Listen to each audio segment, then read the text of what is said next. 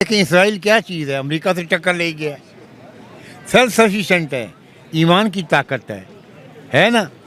कितना बड़ा मुल्क है अमेरिका, और इसराइल के आगे ईरान के आगे चुप।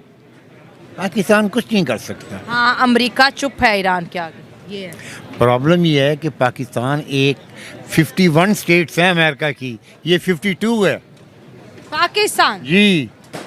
कश्मीर में ये हो रहा है, फलां जगह पर ये हो रहा है, हमारे पास एटम है। भाई बात को समझे, ये एटम है, ये कोई वो शादी पटाखा नहीं है शादी के ऊपर बजाने वाला कि आप जाके फेंक दें। एटम बम को पहले समझे, जिनको नहीं पता मैं उनको बच्चा कहूँगा, आपको पता नहीं है कि जब वो चलता है तो होता क्या है, आपको तो पता ही होगा। शेख रशीद तो कहते हैं पाव पाव के हैं। कौमें एक दूसरे के साथ बैठना चाहती हैं, बात करना चाहती हैं, खाने खाना चाहती हैं। हमारी कल्चरल एक्सचेंज होना खवातीन उनकी साड़ियाँ पहनना चाहती हैं, ठीक है।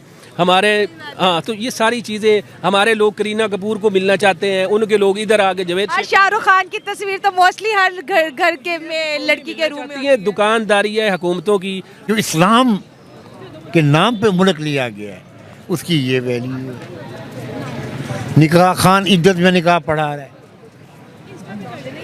हलाले करा रहे हैं।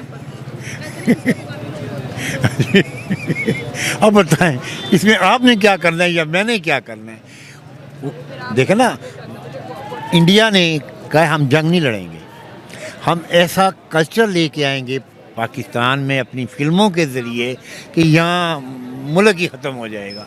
ये इंडिया में भी वो रक्षाबंधन मानते, ठीक है। अगर मैं आपको फूल पेश कर दूं कि मेरी कुलीग है, ठीक है, अच्छी लड़की है, तो उसमें क्या प्रॉब्लम है? तो पॉजिटिव रहे।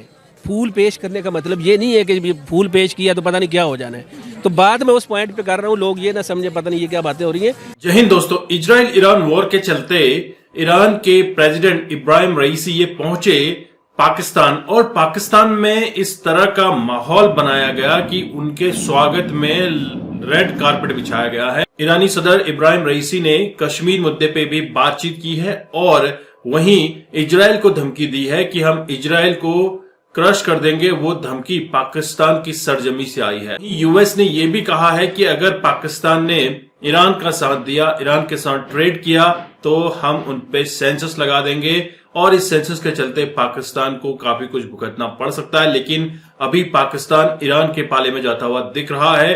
इसके ऊपर पाकिस्तानी रिएक्शन वीडियो है, आप इस वीडियो को एंड तक देखिएगा, काफी कुछ यहाँ पे बदलने वाला है। और ये ऐसे ही होता है, जो काम ना करना हो उसका ये तरीका है टाल मटोल का।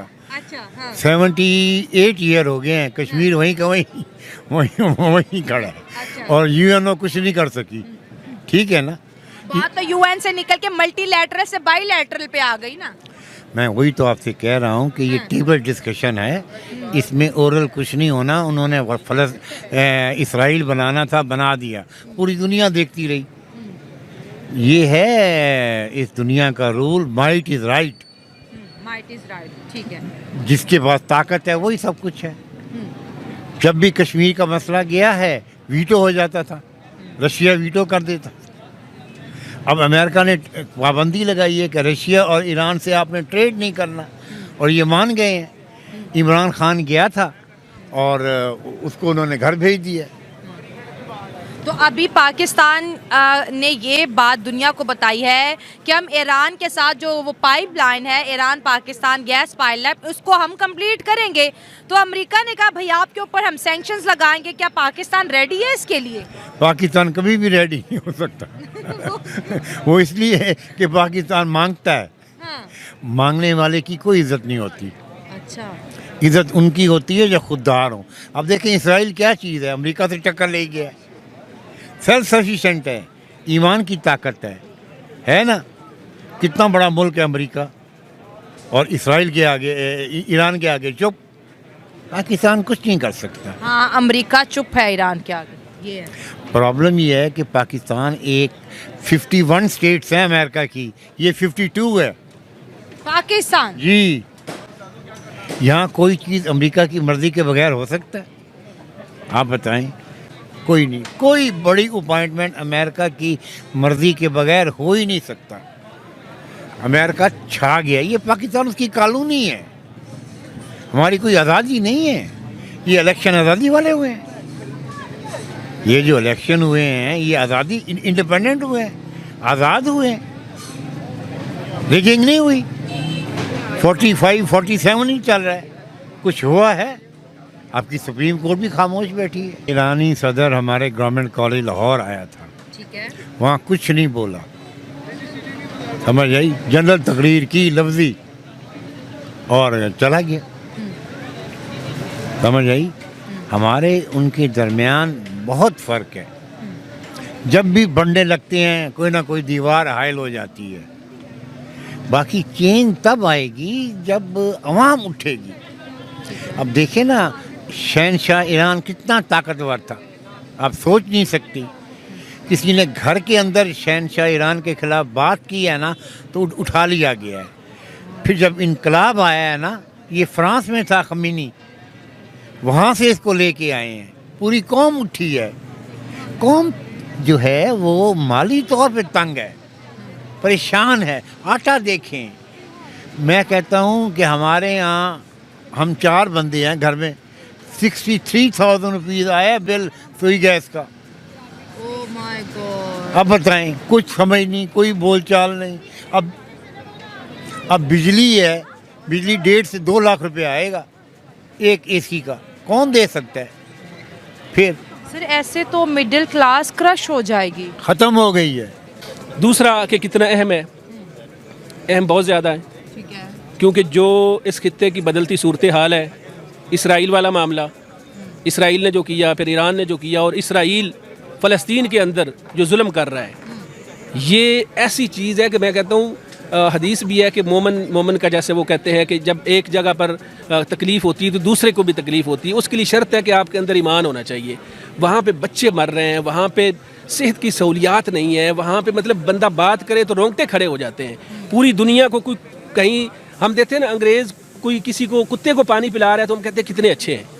भाई कुत्ते आपको नज़र आते हैं, जानवर आपको नज़र आते हैं। गज़ा के अंदर जो बच्चों को पानी नहीं दिया जा रहा, वहाँ पे जो बम बरसाए जा रहे हैं, वहाँ पे इंसानियत को ख़त्म किया जा रहा है। मुसलमान होना या किसी भी मज़हब के साथ ताल्लुक़ होना अलग है। अब ये देखो यार, छोटे मासूम बच्चों का क्या कसूर है? तो ये सारी सूरत हाल के तनाज़र में बतौर मुस्लिम कंट्री हमारा हक बनता है, ईरान का हक बनता है, जितने भी मुसलमान हैं सब का हक बनता है। अब अगर ईरान ने एक स्टेप लिया है तो हमें उसको सपोर्ट करना चाहिए बतौर नेशन, और हमारी गवर्नमेंट को भी करना चाहिए। यकीनन जो ज़ाहिर है कुछ चीज़ें ऐसी होती हैं कि जो आवाम को नहीं बताई जाती, कुछ ना कुछ हो रहा होगा। बाकी भी जिन मुल्कों में हिम्मत है यकीनन कुछ ना कुछ कर रहे हैं, लेकिन एक मसला, जैसे मैंने ये कहा कि प्रॉब्लम है, एक दूसरा प्रॉब्लम भी ये है कि हमारे अंदर हिम्मत नहीं है। हिम्मत होनी चाहिए, बिल्कुल। हम बात नहीं कर सकते। अब मैं अगर यहाँ पे बात कर रहा हूँ तो मैं अगर ये डरता रहूँ कि मैं ये बात करूँगा तो मुझे कोई उठा लेगा, मुझे यकीन होना चाहिए कि मौत बरहक है। मुझे अगर यहाँ गोली लगनी है, मैंने अगर कल मरना है, मुझे किसी ने उठाना है, गायब करना है, तो वो उसने कर ही लेना है। जी, अगर आप यहूदी की तारीख पढ़ें, यहूदियों की तारीख, आपने इस इंटरव्यू, अभी जो इंटरव्यू हो रहा है, अगर आपको पता होगा, यकीनन पता होगा, नहीं भी पता तो आपने गूगल पे जाएं, या गूगल पे तो मेरा ख्याल है इतना वो सच्चाई के साथ चीज़ें नहीं होती, आपको पुरानी किताबें खंगालनी पड़ेगी।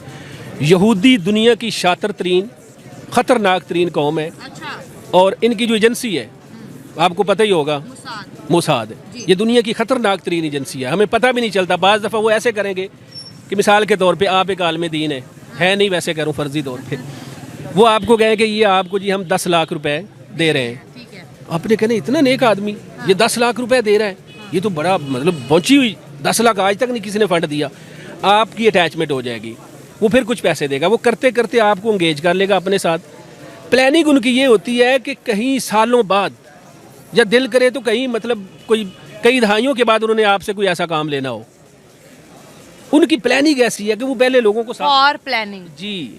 तो इस चीज़ को अल्हम्दुलिल्लाह एजेंसी समझती हैं। ये नहीं है कि मैं बात कर रहा हूँ, मैं साफ़ी हूँ, मुझे पता है, हमारी एजेंसीज को नहीं पता। हमारी एजेंसीज भी अल्लाह का शुक्र उनको पता है। हर चीज़ अवाम को नहीं बताई जाती, हम तनकीद करते हैं इदारों पर, सारा वो एक अलग चैप्टर है, खैर बात लंबी हो जाएगी। हमारी एजेंसीज भी एक्टिव है पूरी तरह, पता है सबको। अगर हमें पता है तो उनको भी, वहाँ भी पढ़े लिखे माशाल्लाह पूरे अकल वाले लोग बैठे हुए हैं। तो ये ख़तरनाक लोग हैं, तो इनकी इस प्लानिंग को समझने की ज़रूरत है। और वो जो बात आपने की ना कि पाकिस्तान को कोई ख़तरा नहीं हो सकता, किसी किस्म का डरने की कोई ज़रूरत नहीं है। ये भी एटमी पावर है। लोग कहते हैं जी कश्मीर में ये हो रहा है, फ़लाँ जगह पर ये हो रहा है, हमारे पास एटम है। भाई बात को समझें, ये एटम है, ये कोई वो शादी पटाखा नहीं है शादी के ऊपर बजाने वाला कि आप जाके फेंक दें।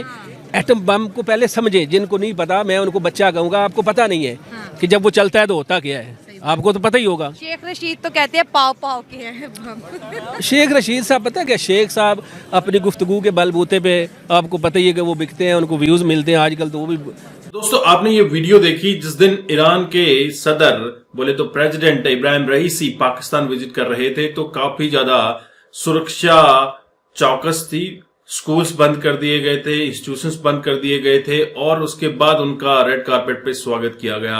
अब पाकिस्तान ये कह रहा है कि हमें ईरान के साथ ट्रेड करना जरूरी है क्योंकि हम ईरान से जुड़ी हुई पाइपलाइन को पूरा करना चाहते हैं।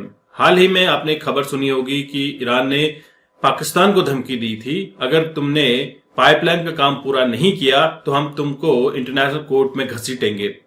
और 2 महीने पहले ही एक दूसरे पे मिसाइल अटैक कर रहे थे, लेकिन ईरान इजराइल वॉर के चलते ईरान के प्रेसिडेंट इब्राहिम रईसी पहुंचे पाकिस्तान और पाकिस्तान की सरजमी से उन्होंने इजराइल को ललकारा और कहा कि हम इजराइल को नेस्तनाबूद कर देंगे, क्रश कर देंगे। अब पाकिस्तान की धरती से ये संदेश जाना क्या सही है? और वहीं कश्मीर मुद्दे को लेकर भी ईरान ने कुछ राग अलापा है, लेकिन खुलकर कश्मीर के ऊपर बात नहीं हुई है। अब कश्मीर का नाम तो मुझे ऐसा लगता है कि इसलिए भी लिया गया है कि पाकिस्तान थोड़ा सा खुश हो जाए और ईरान के पाले में आ जाए। एक्चुअली ईरान की कंडीशन ये है कि पाकिस्तान ईरान के साथ बॉर्डर साझा करता है और इस धरती का इस्तेमाल ईरान के खिलाफ ना हो, इजराइल या फिर किसी और फोर्सेस को पाकिस्तानी लैंड का इस्तेमाल ना होने दिया जाए। इसके चलते भी ईरानी सदर वहां पे सडनली पहुंचे थे और ये थोड़ा सा आश्चर्यजनक था कि जो 2 महीने पहले एक दूसरे पे मिसाइल अटैक कर रहे थे, आज कैसे भाई भाई हो गए हैं। तो पाकिस्तान को तो यूएस ने साफ कर दिया है कि सेंसर्स लगाए जाएंगे, क्योंकि अभी यूएस पॉकेट से निकलकर पाकिस्तान दूसरे पॉकेट में जाता हुआ दिख रहा है, तो ब्लॉक अलग बनता हुआ दिख रहा है। वहीं पर यह भी खबर है कि अगर पाकिस्तान ईरान के पॉकेट में जाता है तो पाकिस्तान को मिलने वाली एड आईएमएफ से वो बंद कर दी जाएगी। साथ ही साथ इसका सीधा सीधा असर जो 22% पाकिस्तान अमेरिका को एक्सपोर्ट करता है उस पर पड़ने वाला है। तो इससे पाकिस्तानी रिएक्शन में काफी कुछ हमें देखने को मिला है। और आपको कैसा लगा ये पाकिस्तानी रिएक्शन वीडियो, जरूर कमेंट कीजिएगा। ये वीडियो है नेला पाकिस्तानी रिएक्शन का। मैं मिलता हूं आपको नेक्स्ट वीडियो में, तब तक के लिए थैंक यू। जय हिंद, जय भारत।